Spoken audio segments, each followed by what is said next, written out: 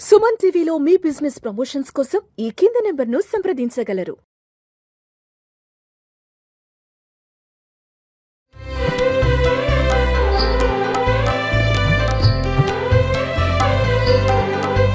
ఆండాల్ తిరువడిగళే శరణం. నీలాతుంగస్తనగిరితటీ సుప్తముద్బోధ్య కృష్ణం పారార్స్వం స్వం శృతిశతశిరసిద్ధమధ్యాపయంతి స్వోచ్ఛిష్టాయాం స్రజనిగలితం యా బలాత్కృత్య భుంక్తే గోదా తస్యై నమ ఇదమిదం భూయ ఏవాస్తు భూయః. ప్రియ భగవద్భక్తులారా, ఈరోజు మన ధనుర్మాస వ్రతంలో 4వ రోజు అమ్మ మనకు అనుగ్రహించినటువంటి 4వ పాశుర విశేషాలన్నీ కూడా తెలుసుకునే ప్రయత్నం చేద్దాం. ముందుగా పాశురాన్ని అనుసంధానం చేసుకుందాం.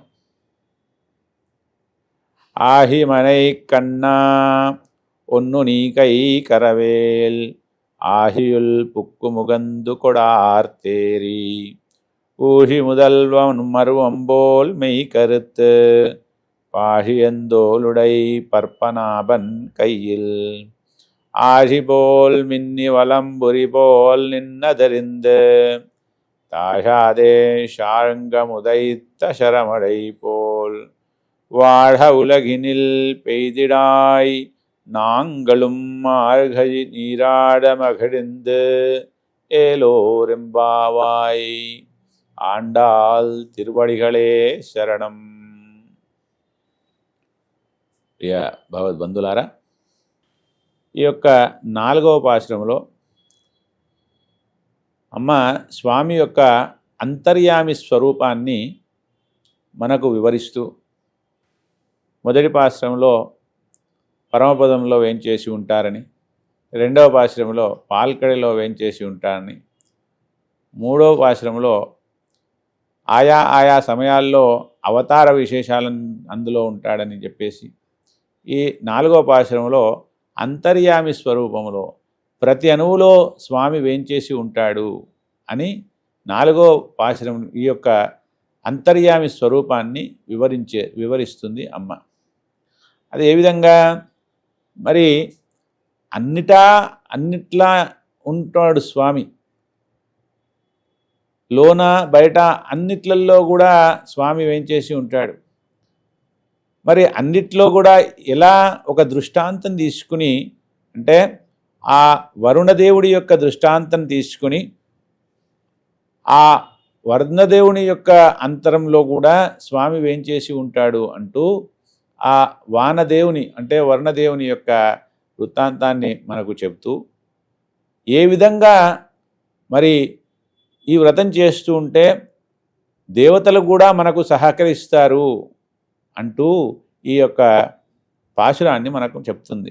ఆహిమనై కన్నా ఓ పర్జన్యదేవుడా, వానదేవుడా అంటే అమ్మ మరి చిన్నపిల్లలు కదా, పేరు పెట్టి అతనికి ఒక పేరుంది అనేటువంటి విషయాన్ని కాకుండా మామూలుగా మనము వానదేవుడు, గాలిదేవుడు, అగ్నిదేవుడు అని అనుకుంటాం. కాబట్టి అలాగే అమ్మ ఈ యొక్క పర్జన్ని అంటే వరుణదేవుణ్ణి ఓ వానదేవుడా అంటూ సంబోధిస్తూ, ఒండ్రు నీకై కరవేల్ ఆహియుల్ పుక్కు ముగందు కొడు ఆర్తేరి ఊషువంద నుర్మన్బోల్ మెయ్కరుత్.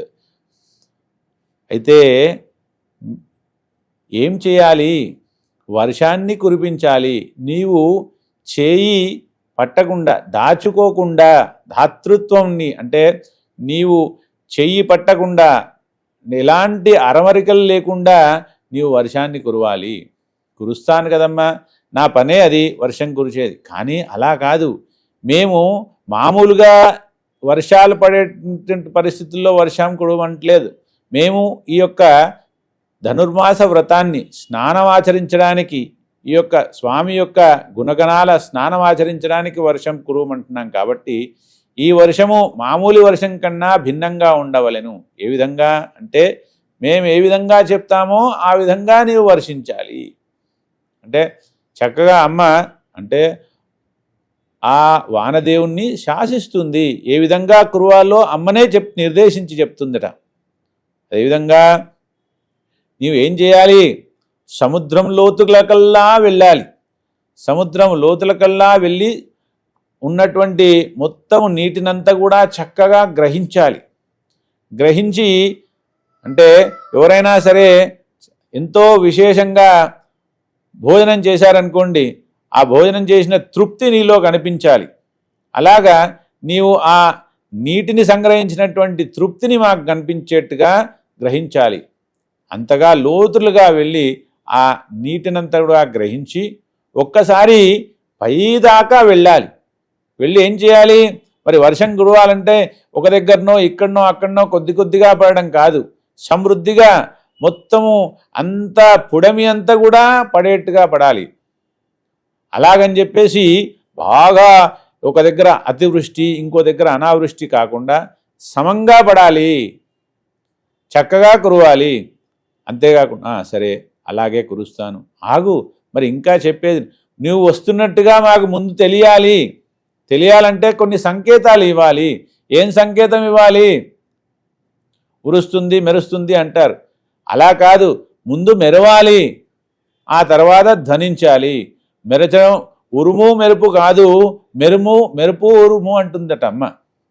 అలాగా నీవు ముందు మెరవాలి అంటే చక్కగా ఏ విధంగా మెరవాలి? మా స్వామి కుడి హస్తములో ఉన్నటువంటి చక్రం వలె నీవు మెరవాలి.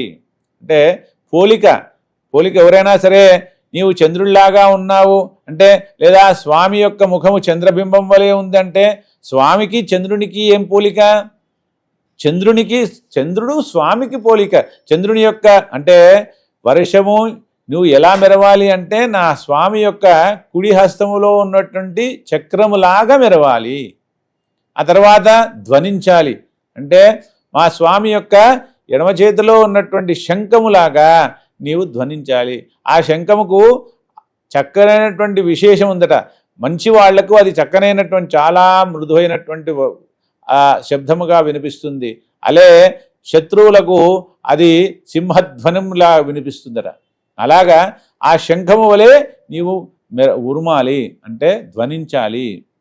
ఆ తర్వాత మా స్వామి యొక్క హస్తములో ఉన్నటువంటి ధనుర్బాణం ధనుస్సులోంచి వచ్చినటువంటి శరముల వలె అంటే బాణాల వలె నీవు నీ యొక్క చినుకులు ఇక్కడ భూమి మీద పడాలి. అంటే సరే అలాగే అంటే శ్రీరాముని యొక్క శరము నుంచి బాణం నుంచి ఆ ధనుస్సు నుంచి బాణాలు ఏ విధంగా పడుతుండేట, ఒక్కసారి ఆ బాణాలు వదిలితేనట అక్కడ ఉన్నటువంటి రాక్షసులందరికీ కూడా ఒక్కొక్క రాముడు కనిపిస్తూ ఉంటాడట. అలాగా ఒక్కొక్క రాముడు వాడి ముందరికి వచ్చి వదులుతున్నట్టుగా ఉంటుందట. అలాగా కురవాలి. అయితే మరి బాణాల్లాగా ఉంటే కూడా ఇబ్బందే కదా. ఆ బాణాలు ఉంటే బాణాలు వచ్చి కూర్చుకుపోంటాయి, ఎవరికైనా ఇబ్బంది అవుతుంది కాబోలు. అలా బాణాల బాగా పడాలి, కానీ అంత వేగమైనటువంటి అంత ఇబ్బందికరంగా ఉండకుండా చల్లగా చాలా మృదువుగా కురవాలి. అలాగే మరి అలా పడితే మరి ఏం చేయాలి? మేము ఆ యొక్క వర్షములో ఈ యొక్క మార్గలి అనేటువంటి ఈ యొక్క వ్రతాన్ని మేము ఆచరిస్తే అంటే ఆ స్నానం ఆచరించి ఆ యొక్క పరమాత్మ యొక్క అనుగ్రహాన్ని పొందాలి, అలాగా నీవు వర్షించాలి అని అంతర్యామి రూపమైనటువంటి ఆ వరుణదేవుని యొక్క విశేషాన్నంతా కూడా ఈ పాశ్రమంలో మనకు అమ్మ అనుగ్రహిస్తూ ఈ అంతర్యామి స్వరూపాన్ని మనకందరికి కూడా వివరిస్తూ ఉంది.